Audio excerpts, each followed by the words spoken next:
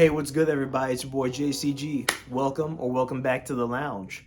So, Ahsoka on Disney Plus, the review. I told y'all that this would be coming out before I went on another hiatus, and we're gonna get into it. Just want to give you a heads up, real quick, that this will be a mostly spoiler-filled review. So, my suggestion is if you have not watched the Ahsoka series just yet, then get off this video right now. And if you got Disney Plus, then go watch it real quick, and then come back to this video, and we can discuss down in the comment section. But for those who have watched the series, then we're gonna get into not every single thing that happens in the series, but most of the the major scenes and sequences and stuff. And I am going to show some clips here and there. But this is the review for Ahsoka. Let's get into it. So right off the bat, let me start by saying this. Do I think that Ahsoka on Disney Plus was a terrible Star Wars series? No, not really. Do I think it was a great, fantastic series? No, definitely not. And there's many reasons for why me and many others believe that. One is the fact that there was just no hype leading into this series, and that's not to say that there weren't people excited for this. I'm most sure that there were. But folks like me, many other longtime hardcore Star Wars fans, the past few years have just not been great for the brand, and this Disney Star Wars era has just been disappointing a lot of us. And I made a video about this months ago when the first, I think it was the first two trailers for Ahsoka came out, that there just was no excitement for this. And I think I would say that this is probably one of the most uneventful Star Wars products that we've seen yet. And also, I want to add on to the fact that the show itself, it didn't start off great. It did not start off pretty good. It had a very slow beginning. Not much was happening. The first two episodes were just not not that hype. The villains like Baylan Skull and Shin Hati, they were interesting, and that lightsaber duel between Ahsoka and Mara, that first duel in episode 2, that was good. I like that, but I ultimately still believe that the show started like this, pretty slow, not really picking up any speed in the first 3 episodes. And then by the time we get to episode 4 and 5, then it started getting interesting. Then it started actually doing something real cool. And then as the series continues on and we reach the end, the cracks you just start to see them. And I would say that by the end of the series, everything just felt empty. And I should not be feeling empty for something Star Wars. Let's just break down the story real quick. For those of you that didn't know, if you've already watched the series but you didn't know this bit of context, this show is essentially a sequel series to the Star Wars Rebels animated show from Disney XD all those years back. And this is essentially building off of the plot point from the plot points of that show. And Ahsoka in here, she's on 2 missions essentially. She's trying to A, find Ezra, find out where he's been all these years, and B, find Thrawn, and at the same time trying to prevent him from getting back to the main galaxy. We'll get into that soon, but trying to prevent him from getting back to the main galaxy and essentially ascending as the heir to the Empire, as they've been saying in the trailers. And obviously there's they're trying to take like some inspiration, some plot points from the old EU books, Heir to the Empire. Um, you know, the story, the story itself isn't bad, unless you count in the fact that there are just some of the characters just do and just do and say things that just don't feel like that would just be within their character to do so. And B, um, some other content creators have, some other Star Wars creators have pointed this out. There's probably some lore breaking aspects in there, kind of like what Kenobi did. Um, I can't remember exactly which ones, but you can go find those channels if you want to know more about. I want to talk about the characters themselves. The star of the show, Ahsoka Tano. It's funny because a lot of people, not me, I wasn't one of these people, but a lot of people hated Ahsoka when she first appeared back in the Clone Wars movie from 2008, and even like the earlier seasons of Clone Wars, they weren't the biggest fan of her. But the thing about Ahsoka is that as the Clone Wars continued on, as Dave Filoni continued to develop his baby, Ahsoka essentially became one of the most beloved fan favorite female characters in Star Wars. She was just as beloved as Princess Leia, and her journey in throughout the whole series has just been very engaging to watch. Like seeing her fall, get back up, go through the different trials in her life, being trained by Anakin. That was all some great stuff back then. Now we've reached a point where Ahsoka, and I'll even say this too, she was even good in the Rebel series, even though she was more so like, she was only in season 2. Like she made an appearance in season 1, and then she was completely with the group in season 2. Okay, not true. She was also in she was in season 4, but she popped up near the end of that season.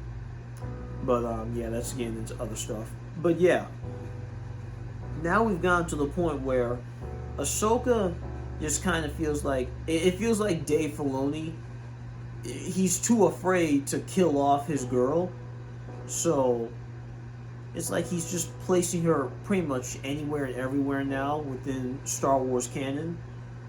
And it's gotten to a point where people have went from loving Ahsoka to kind of feeling like her story just needs to come to an end and she just needs to be killed off completely. One thing I want to add on is, I've said this before and I'll say it again. Rosario Dawson, casted as Ahsoka, was always like a weird casting choice, in my opinion. And that's not to say that I don't like Rosario Dawson as an actress. I do. She's a great actress. But I don't know. I never was... It was a fan casting that to me just didn't feel completely right. It felt like someone else was meant to play this character. And I didn't feel like Rosario Dawson herself was doing a good job on her performance until the later half of the series, until I would say there's 8 episodes in this season. I wouldn't say until the last 4 episodes of season 1. Like she, in the first 4 episodes, she was just kind of her performance was very stale and just boring, and just not that, she didn't have that perky, very confident attitude that we all know Ahsoka for. And I just yeah, man, I just never was a big fan of this casting. But Ahsoka herself in the series was fine, I guess. Some of the other characters, I'm focusing on the heroic characters. Sabine, honestly, it's weird because Sabine was much more likable in Rebels, and in here, she's not unlikable, but I don't know, something about her character just feels off. Something about Sabine feels off, and I've seen this. I've seen other YouTubers say this too. Like Sabine just, she makes decisions, and she's acting in a way that just, it's like if you watch Rebels, you feel like something about her character just doesn't seem in line with the TV series, which Dave Filoni himself created. That, I don't know, like that one moment where Sabine handed over the map to Balin just so she can save Ezra. Don't get me wrong, I understand, like, yes, she considers Ezra as like a little brother and stuff like that. You know, it's that whole concept of, you know, you do anything for family, you do anything for friends. But, you know, I wouldn't think that Sabine would just surrender to the bad guys just like that. I just feel like that's not in her character. Another thing we gotta talk about in regards to Sabine is the fact that all of a sudden she's force sensitive now, which is a weird choice on the writer's part, because especially Dave, because if you watch Rebels, you know, like, yes, Sabine has wielded a lightsaber. She was trained by Kanan Jarrus, and yeah, she was taught how to use a saber, so that I'm okay with. But there was no hint in Rebels at all that Sabine had any sort of force sensitivity, none. So I find it weird how all of a sudden we want to make Sabine this we want to make Sabine like a Mandalorian, part Mandalorian, part Jedi character now, even though like she's like there hasn't been anything in the past that's shown us that yeah, she has some level of the Force. And I know some people say, well, Jordan, JCG, you know, George Lucas once said that the Force flows through all living things, and yeah, I get that, I do. Um, I don't know, man. It just was an odd take to make Sabine Force sensitive when I just feel like that's not how the character was originally intended. Who else? Who else we gotta talk about? We talked about Ahsoka. We talked about Sabine. Um, Not really much to say about Hera. What's the actress's name? Mary Elizabeth Winstead. You know, she did okay in the role. Some people say that she's not a good casting choice. I think she's a fine casting choice. So I would say she's a better casting choice than Rosario Dawson as Ahsoka, to me personally. But yeah, there's really not much to say about Hera because Hera wasn't even really a major player in this. Like, yeah, she had like her own like story in the background going on, but you know, the whole series was focused on Ahsoka and Sabine. So yeah, Hera was just kind of in most cases she was just kind of like in the background doing her own work. I want to transition over to the villains now. We got Grand Admiral Thrawn. We'll just get him out of the way. And honestly, what to say about Grand Admiral Thrawn? Other than the fact that the dude who plays him, I don't remember the actor's name, but the dude who plays him, great performance. Good, really good performance. And, you know, Thrawn looks good in live action, I would say.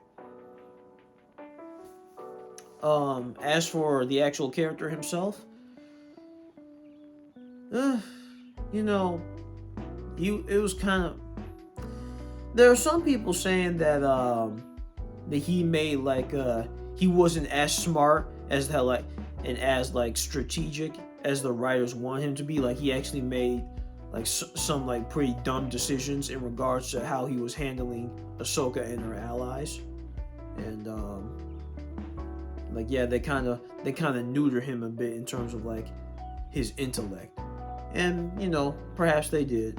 I don't know enough about Grand Admiral Thrawn if I'm being real here. Like, yeah, I've done a little bit of research, but You know, I've all I really know about Thrawn is that he's like he's this very strategic, very incredibly smart. Just he's like he's essentially like his whole role is that he's supposed to take up leader of the Empire once both Palpatine and Vader are gone, and he's going to act as essentially the new ruler to continue the legacy that Vader and Palpatine have already started. And you know, the EU books and even Rebels, despite the fact that Rebels had some issues here and there, even Rebels did a pretty decent job with Thrawn as a character. In this series, however, you know, again, Thrawn wasn't bad, but kind of underwhelming in some cases. The other villains we have in this series, the two like Dark Jedi characters, Baylan Skull and Shin Hati, the Night Sister Witch, Morgan Elsbeth, and of course we have the Undead Inquisitor Marok, which, spoiler alert by the way, Marok was probably my biggest disappointment in this series. The fact that this cool looking Inquisitor was actually a nobody. Now, here's the thing. There are theories going around that people were saying, oh, you know, this is Starkiller, or this is Ezra. This is Ezra like mind controlled by Morgan Elsbeth or something. And, you know, I wasn't a big fan of those theories, especially not the Starkiller one. Like, I don't think Galen Merrick Starkiller works in Star Wars canon. I just don't. He's a great character in the video games, the Force Unleashed video games, but he just does not work in canon. But, you know, those theories were going around, and it turns out neither of them were true. Neither of them were true. And Marok just turned out to be, well, just Marok. Basically a soulless, literally soulless. When Ahsoka killed him, green gas came out of his body, and yeah, it's pretty clear that Night Sisters used their magic to essentially revive him. Basically an undead, almost not talkative, just mindless soldier for the other villains. And to me, I just felt underwhelmed by that too, because I was actually hoping Marok would be like his own original, unique, interesting character, but they didn't want to build on that. I will say this though, what's his name? Ray Stevenson's performance as Baylan Skull. I would say this is like the best character in the show.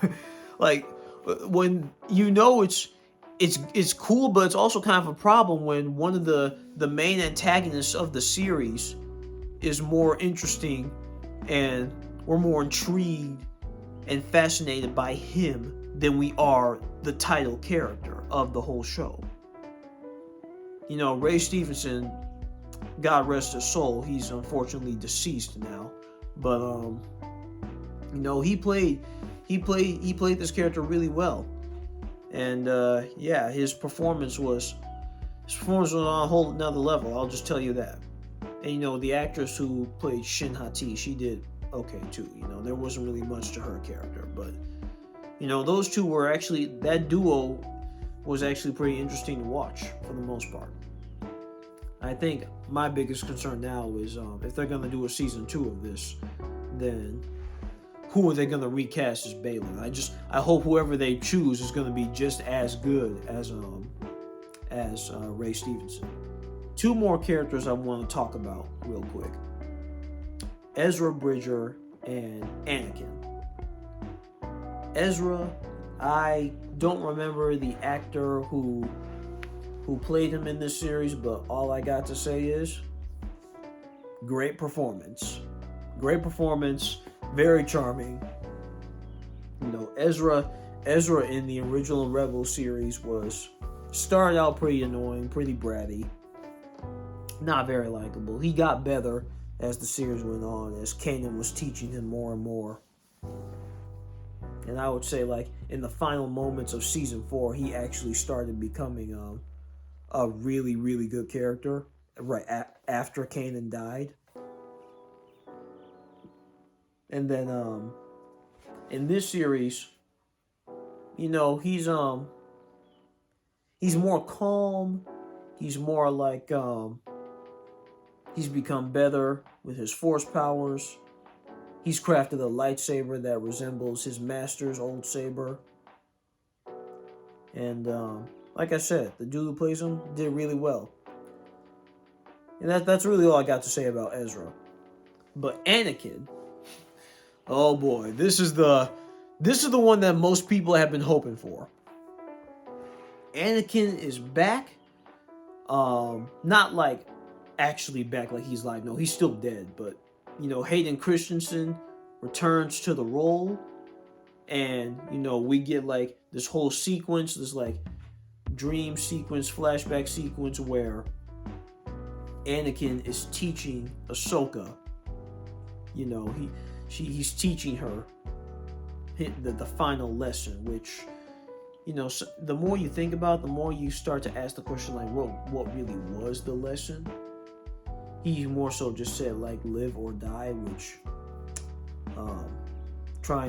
some people are trying to come up with their own reason as to what that could mean. But you know, Hayden did a really good job. This is the best he's ever done in like the role of Anakin. Like, I know we like to meme on him for the prequels and stuff, but he's really grown as an actor, and I was very happy to see him back. Now, I will say this. There's many people out there who are saying that them bringing back Anakin and putting him in his Clone Wars armor, you know, having that whole flashback sequence with the Clone Wars, young Ahsoka, Captain Rex, the Siege of Mandalore, you know, all that was just nostalgia bait. That was just a cookie, a bone that they threw us, so that way we could get something. We get really excited about something, and then just gobble it up, and then say that, you know, Star Wars is on the right path again, because they're showing us a scene that reminds us of all the better times and stuff like that. You know what I mean? But you know, while yeah, you could make the argument that whole flashback scene was nostalgia bait. I really wouldn't like argue with you too much on that. But at the same time, though, there's something beautiful about seeing moments like that recreated. It's like, look, Dave Filoni is not perfect. He's not. All right, he's got issues with how he handles stories within Star Wars. But if there's one thing that most of the time you can't really deny, is that in most cases Dave actually cares. All right, I really did like that flashback sequence. Yeah, I did get pretty overly giddy at the fact that Hayden was wearing the Clone Wars TV series armor, and that we got to see a young Ahsoka in live action. But you know, that meant something, because that was like a moment, like a moment where two of the major characters within this series were they were bonding, and they were trying to you know, Anakin was trying to finish what he never really did get to finish with Ahsoka when she was still back in the Jedi Order. So yeah, that moment was just, I would say that was like a really good scene, even if it was kind of just nostalgia baiting. A couple other things I want to mention real quick before I end the video.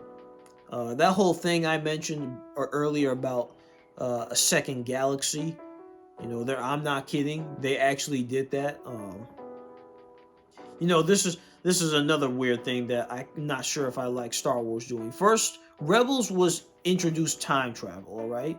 back in Star Wars Rebels Season 4, they introduced time travel, which I'm not a fan of time travel, but there are cases where you can make it work. I'm not sure if I'm gonna end up liking how they're probably gonna go about it moving forward, but we'll see. Now, we don't just have time travel. Now we got multiverses, and there's essentially another galaxy within the Star Wars universe, and they literally travel to another galaxy just to find Ezra, and that kind of opens up the gates to like, well, how many more galaxies are there, and who else can we find in this world? Again, I don't know if that's going to turn out to be a good or bad thing in the future. I hope they can make it into something good going forward. Let me talk about a positive for this series. Like, most of the time I've just been talking about like what I think mostly didn't work, or like things that I just thought were okay. What's something that I thought was really, well, maybe not really good, but at least exceptional within the show?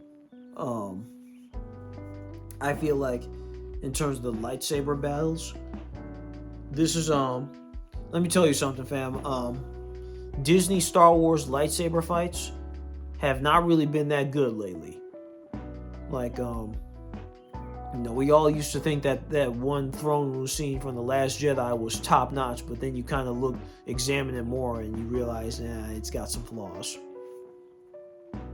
And they haven't really had a good fight in a while. The Disney era Disney Star Wars has not had like any like really great saber fights.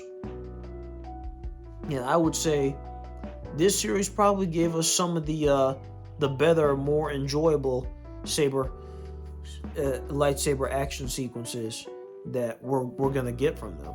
At least in my opinion. Like, they weren't perfect, but the choreography for the most part was fine. They were most of the time they were well shot and edited. Yeah, these are some mostly good lightsaber fights. Overall, what's my like lasting thoughts on Ahsoka? Honestly, it's like the title of this video says. This is the most mid Star Wars I have seen. And I don't mean that lightly.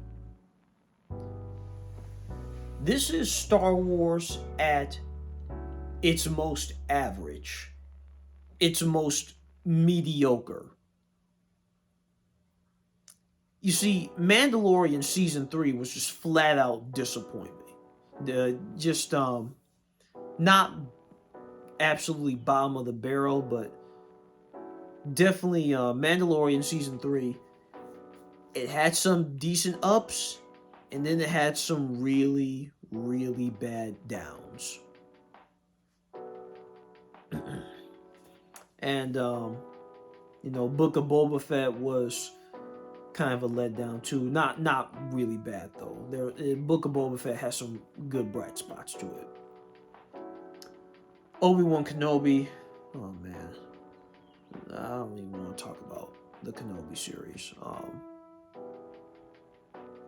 Honestly, I haven't watched Andor, but I heard that was fantastic series.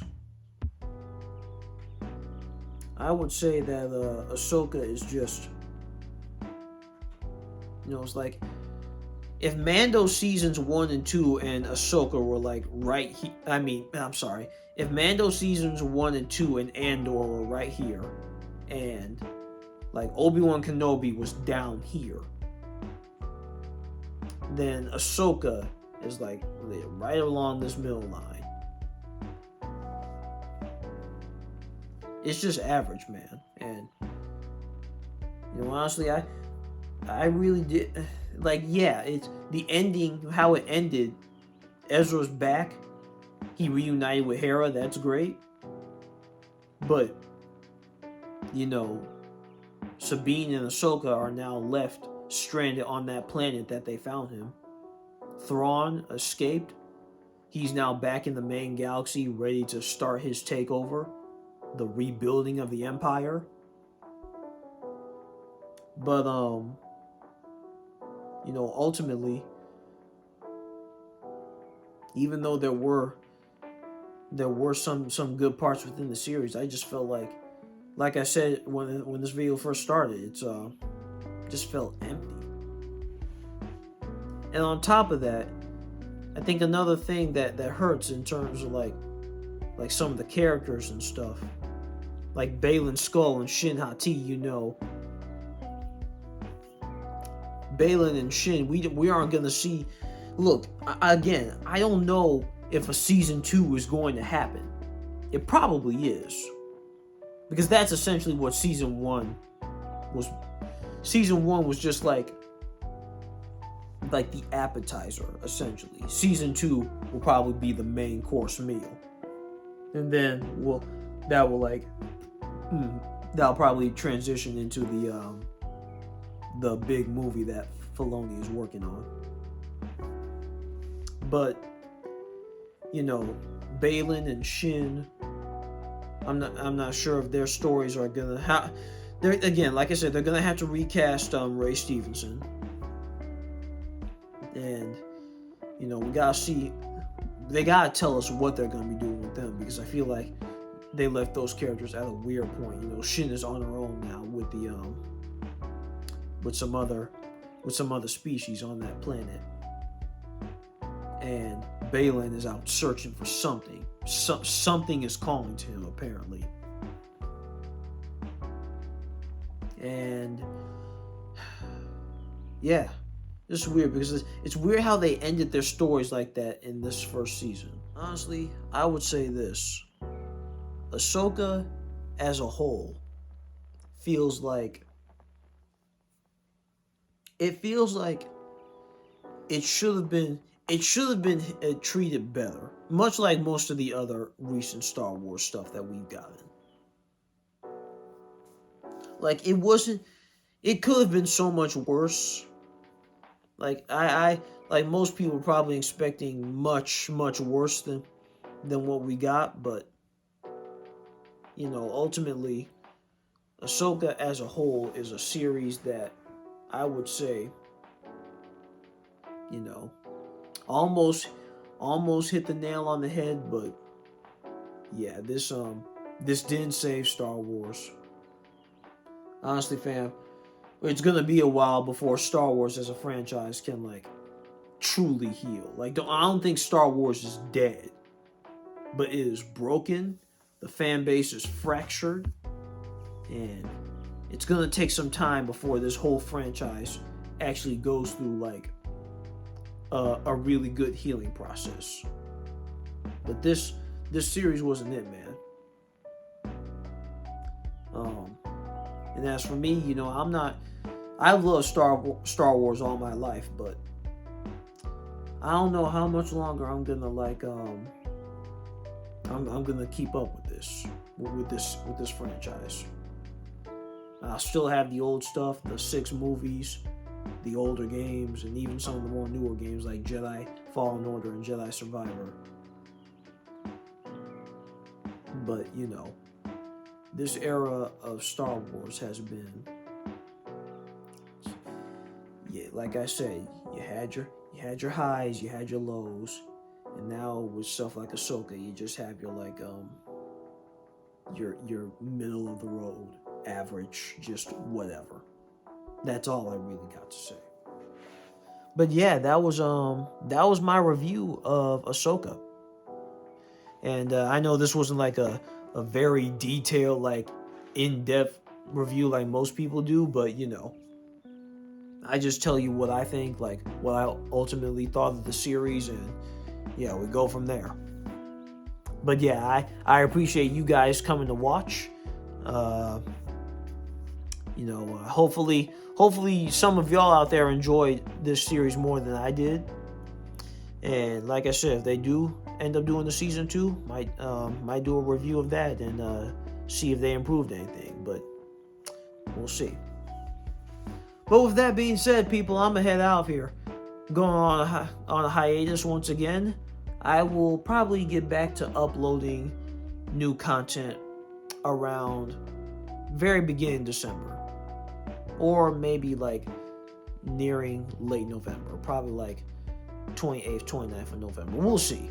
But yeah, your boy's gonna be taking another break, and we're gonna be on and popping in 2024.